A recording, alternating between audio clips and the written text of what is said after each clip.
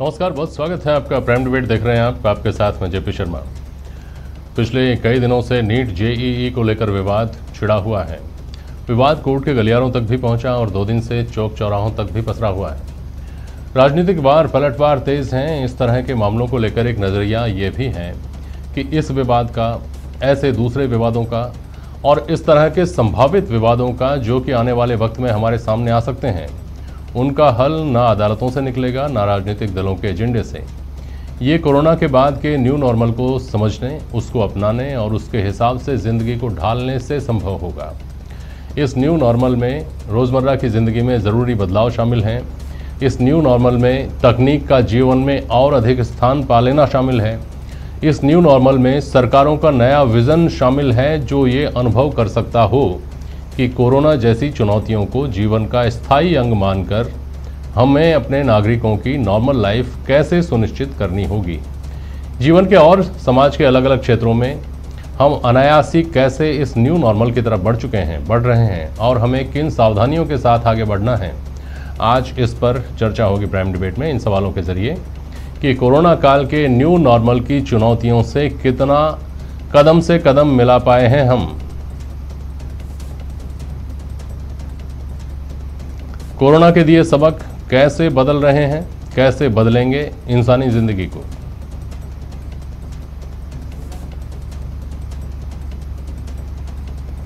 और संकट से जूझने और जीतना सीखने का कितना बड़ा अवसर है ये लड़ाई।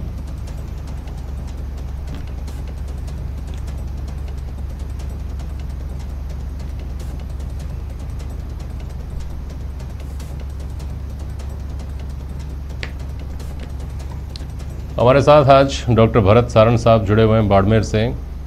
आप शिक्षाविद हैं, बच्चों को तैयार कर रहे हैं। जिन बच्चों के पास खुद के परिवार सामर्थ्यवान नहीं हैं, उन परिवारों के जो बच्चे हैं उनको आप चुनते हैं और कॉम्पिटिटिव एग्ज़ाम्स के लिए तैयार करते हैं। किशोर टाक साहब को देख रहे हैं आप अपने स्क्रीन पे के बाईं तरफ। आप राजस्थान दुकानदार महासंघ के प्रदेश अध्यक्ष हैं, व्यवसायी हैं और बेबाक बयानी के लिए जाने जाते हैं।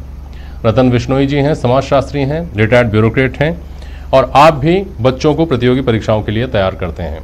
Doctor M.K. गुप्ता एलर्जी और अस्थमा रोग विशेषज्ञ हैं, जाने माने, और इन दिनों में आपके विभाग की प्रासंगिकता ज़्यादा हो गई है। डॉक्टर साहब, बहुत स्वागत करता हूं मैं आप सभी का। सारण साहब, पहले आपके पास आता हूं, बात वहां से शुरू करते हैं जहां से कई दिनों से चल रही है। नीट और जेईई को लेकर विवाद छिड़ा हुआ है। अगर हम इसको मोटे तौर पर देखें तो ये मामला सिर्फ नीट और जेईई का है, लेकिन इसको थोड़ा सा व्यापक परिप्रेक्ष्य में देखें, पिछले 6 महीने की घटनाओं से जोड़कर देखें और आने वाले वक्त में क्या क्या हो सकता है उस सब के परिप्रेक्ष्य में देखें, तो समझ में आता है कि ये केवल नीट जेईई का मामला नहीं है, केवल एक परीक्षाओं के आयोजन का मामला नहीं है। ऐसी तमाम परीक्षाएं होंगी जो बच्चों को परीक्षा हॉल में बैठ कर देनी है, लेकिन ऐसी तमाम परीक्षाएं होंगी जो समाज को देनी है, जो सरकारों को देनी है।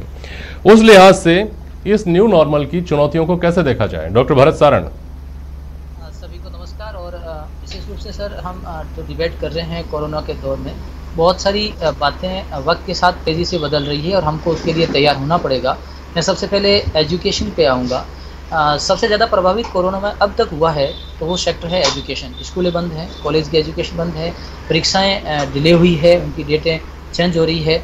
और जेईई और मेंस के एग्ज़ाम तो सरकार ने जैसी तैयारी की है उसके अकॉर्डिंग कराए जा सकते हैं, क्योंकि अलग अलग सेंटरों में अलग अलग जगह पर एग्ज़ाम हो रहे हैं और उन्होंने तमाम तैयारियां की हैं। जैसे हम लोग कोरोना के संकट काल में उनकी तैयारियों से सेटिस्फाई हैं, बाकी अपने अपना व्यू है। लेकिन जो स्कूलों की एजुकेशन रुक गई है, पिछले 6 महीने से क्लासें नहीं लगी है, तो हम एक